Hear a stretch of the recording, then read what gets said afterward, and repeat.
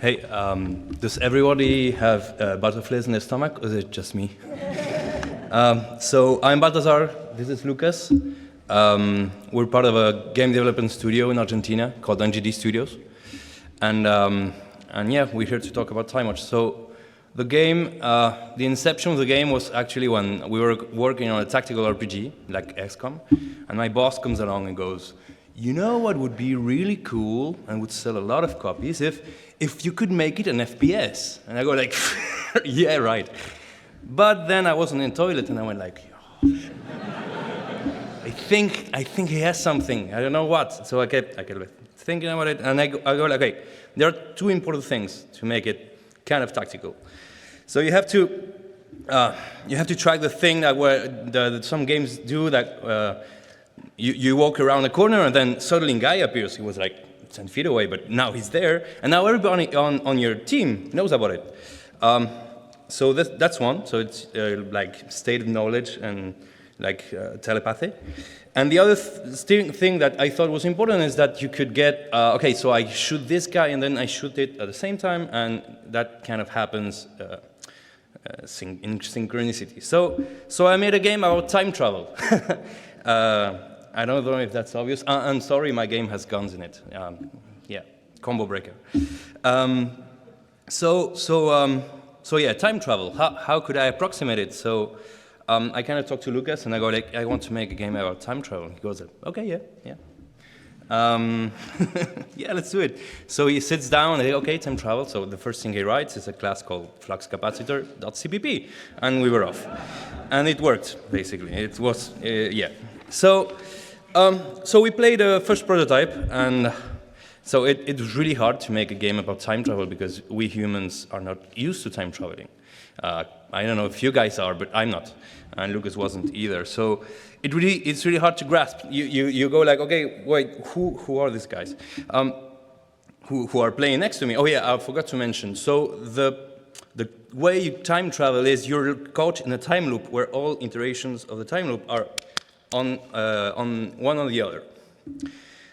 So we played a bit more and go like, yeah, okay, but I mean, I'm still not understanding anything, but I can play. So the difference that we found out is we're not making a game where you understand time travel like Braid or Super Time Force Ultra, stuff like that, but we make one where you have to get a sense of it. Like, if you want to ride a bike, I mean, there's physics in the bikes, but you don't need to be a physicist to ride the bike. So you have to think like kind of in space and through time, in the way that I will show you now. So Lucas, please. Oh, remove the sound, please. Remove it, it's too loud. Okay. So you play once, and okay, and then time stops, and it goes backwards, and you go back to the start. So, and it's like really short loops of 8 and 9 seconds, and then, well, time starts again, and wait, who's there? It's you as well. Doing the same thing you did before. And this happens three times because I made a really like in-depth study, and 3 is a magic number. So it happens 3 times, okay? So at the end, you get like your 3 guys that are you, doing stuff that you did before or at the same time as now. Okay.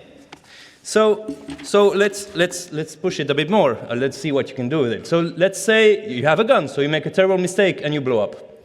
Oh, that's bad. The good thing is time rewinds, so you have a chance to maybe undo the mistake. So what could you do to undo the mistake? You know your guy is going to do the same thing.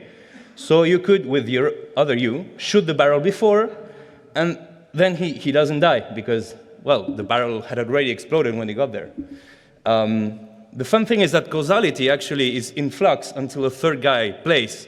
So you can, with the third guy, undo the undo, and if you just remove if you remove the cause, then, well, the time flows like before. So, well, so now let's add, I mean, it's similar to play a game with guns. You shoot at each other. So let's add the other player in the next video. So let's say you're fighting and yeah, you're like behind cover and oh, he's about to take the point. No, I have to kill him before he does. and he's not quite dead, and time is over. So you rewind, you still have a guy ready, so what can you do? You can remember that you shoot someone by the end of the loop. And then your third guy, well, he's free to do other stuff at the same time. So, well, maybe I can, like, yeah, remember to blow that up, and then, oh, yes, I remembered, I have to kill this guy. And then, boom, now he's dead. And he wasn't before. So this is kind of the way that you can get the position that you wanted by removing the causes or aiding the causes that get you there. So, I mean, this kind of changes other stuff in the usual FPS gameplay, so death is not actually permanent. It could never happen as well. So let's say you're playing and you think you're doing okay, but the other player is better than you and you get killed. Oh, that's bad. Oh, no. No, I'm going to die. Oh, I died. Okay, so time stops and rewinds. So you go back to the start and you get a new guy. With your new guy, what you could do is, I mean, if you guessed it already, it's kind of like the barrel or the other stuff is, I can try to kill the opponent that killed my #1 player by killing him first. So, yeah, now he's not dead, and I can keep playing with it. So it kind of, I mean, this is okay. You use guns and shoot at people, but you can also like mess with other stuff. So, for example, we have a similar problem here. So you're playing and yeah, you're doing fine. You're cool. You're trying to do like cool jumps and stuff. Oh, that didn't blow up. Okay, now it did. And you're about to take the point. Yes, I'm gonna score. But oh no, you both blow up. So, as in the previous video, I could go and shoot the one that grabs the red one that grabs the exploding grenade gun.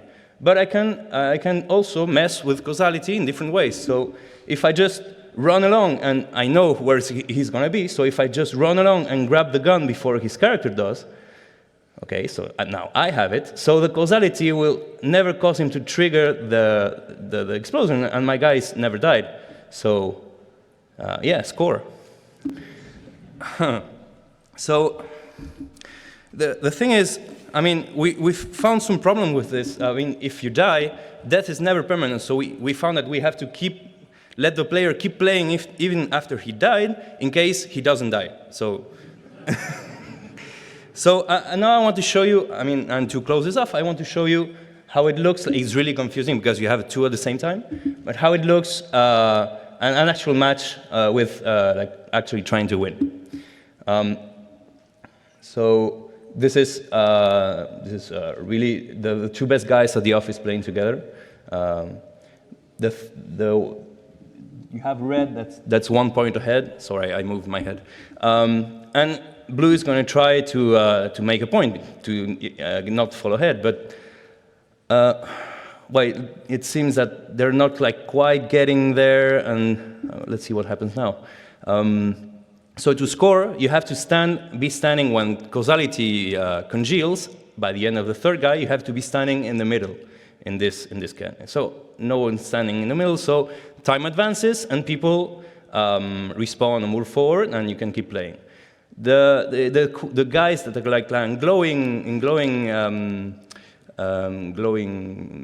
matter are actually markers that tell you there is a guy who's going to start here afterwards. So you need to keep that in mind because you know that there's going to be someone there afterwards.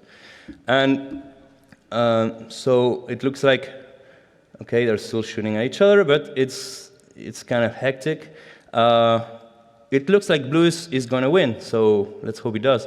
And now is when the players who hadn't died at the end resume their play, so they're near the center, but oh no, they both died. So what's going to happen now? Well, nothing. The other two guys keep playing as they had, and this causes blue to actually score with people he had already controlled in the past.